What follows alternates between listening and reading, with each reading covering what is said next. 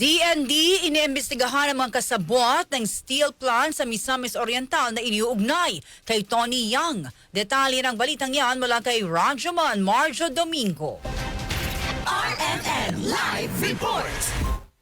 Patuloy na pinaghahanap ng otoridad ang 5 at-large na incorporators habang inaalam din kung may iba pang sangkot sa iligal na operasyon ng paggawaan ng bakal sa loob ng PVDEC Industrial Authority sa Misamis Oriental. Palaisipan kay Defense Secretary Gilbert Chodoro kung sino ang nagbigay ng permit sa sinasabing steel plant kahit na ito ay nahinto na ang operasyon noong naaresto ang Chinese businessman na si Tony Yang, kapatid ng Duterte advisor na si Michael Yang, kung saan si Yang tinuturong may-ari ng Philstanja Steel Corp na sinalakay ng mga otoridad dahil sa sumbong na pag-handle ng hazardous materials na resulta sa pagkakahuli ng 69 na mga Chinese at isang Pilipino. Ayon kay Chodoro, makakarating na ang nasabing issue kay Pangulong Bongbong Marcos at binalaan ng mga kasuhan ng obstruction ang sino mang magtatakang humarang sa kanilang investigasyon.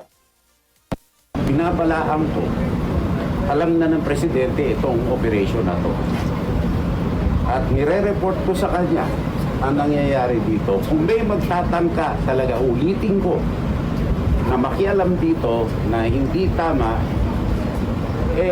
kakasuhan namin ng obstruction of justice at kung ano-ano pa. Kaugnay nito ang nasabing planta ay malapit din sa isang naval facility na dinedevelop kung kaya tinuturing na isang banta ito sa national security ng bansa. Kasama mo sa DZXL Armen Manila, Rajuman Marjo Domingo, Tatak Armen.